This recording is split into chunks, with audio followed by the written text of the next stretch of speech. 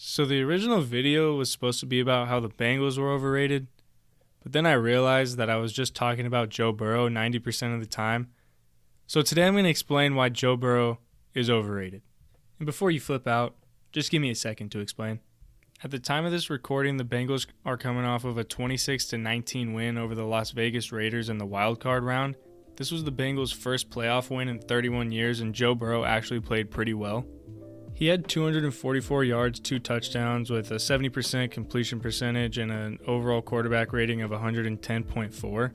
And it's a pretty solid performance, especially for a playoff game. But then the post-game interviews came around and the press conferences, and the way that the media just handled it was just stupid. Significance to the glasses. Oh no, I just think they're pretty cool. What do you think? Sunglasses. And it seemed like a pretty harmless question and answer at the time, but every single sports social media felt the need to post this afterward. And I'm not gonna lie, those are some pretty sick shades. But why do I need to see that on NFL, on ESPN? Why is this getting coverage after the fact? It's because the sports media is obsessed with Joe Burrow on a ridiculous level. And Joe definitely deserves some news coverage. He's having an amazing year in what's basically his first full season as a starter.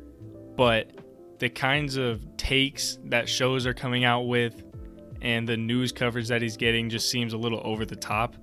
Let me just give you a couple examples.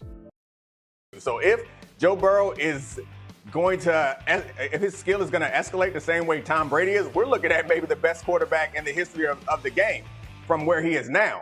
What? So there's a couple problems that I have with this take. The first one obviously being that you're comparing the greatest quarterback to ever live to a guy whose first full season of football isn't even finished yet. And the second problem being that you're making these ridiculous claims after a game that he had that was partially stat padded. And these kinds of takes have been more common on First Take ever since Max Kellerman left, because the show has been absolute dog shit since he's been gone. Not to say that Max didn't have any bad takes. I want Iguodala. That's right. But yeah, bring back Max. Anyway, back to the stat padding. I say that due to a lack of a better term, just because it's not so much stat padding, but the stats were definitely boosted in the fourth quarter of that game. No doubt that Joe Burrow was having an amazing game before the fourth quarter, but in the fourth quarter, the Bengals ran 16 pass plays to 2 run plays, and one of the last plays of the game was a 52-yard bomb to Joe Mixon.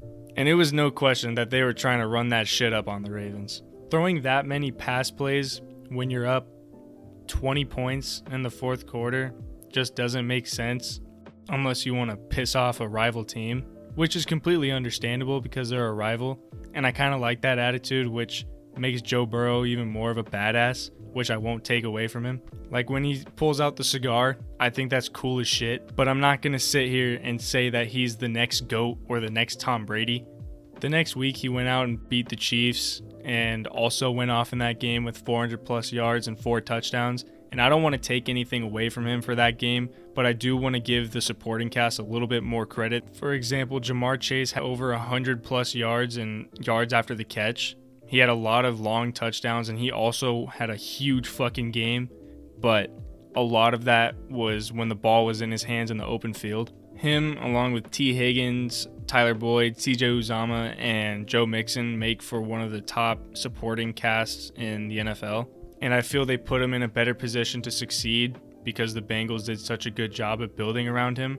And I think that's why he gets such top level numbers like he does. But I don't think that should mean he is a top quarterback in the league, which he definitely is, but I don't think that you should put other people under him because of this.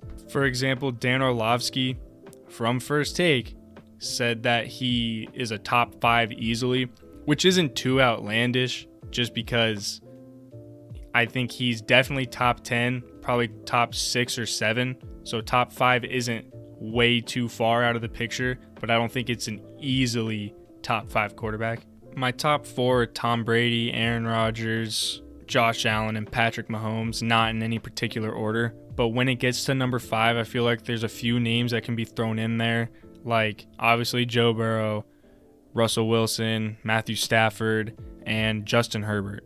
And out of the quarterbacks that I just named, if I were to pick one of them, I would have to go with Justin Herbert over Joe Burrow and the other two.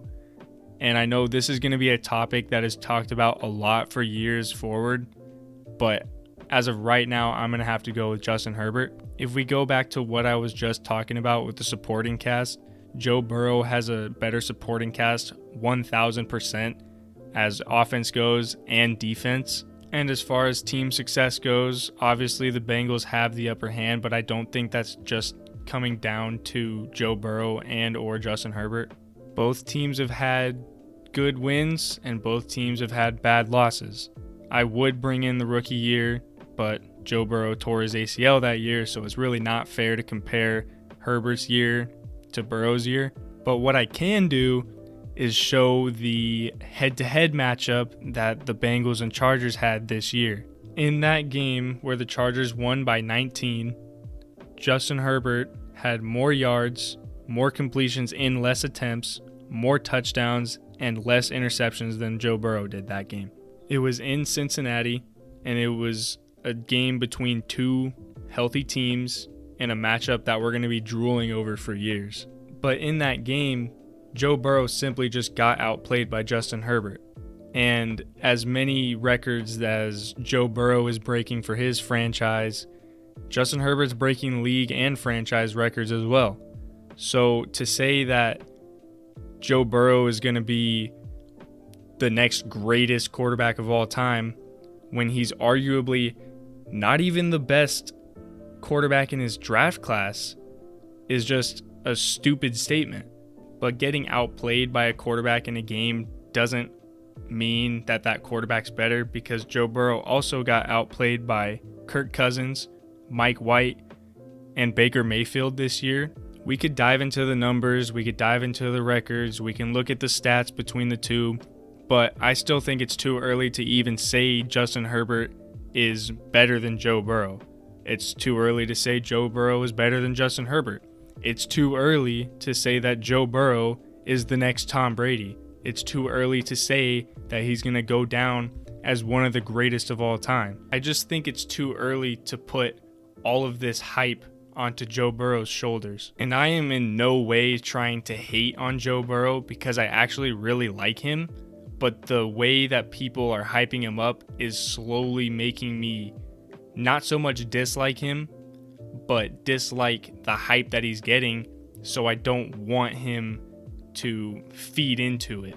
I obviously want him to succeed, and I think he's going to. I think he's a future MVP, and I think that he could bring the Bengals a ring, but I think this is just going a little too far.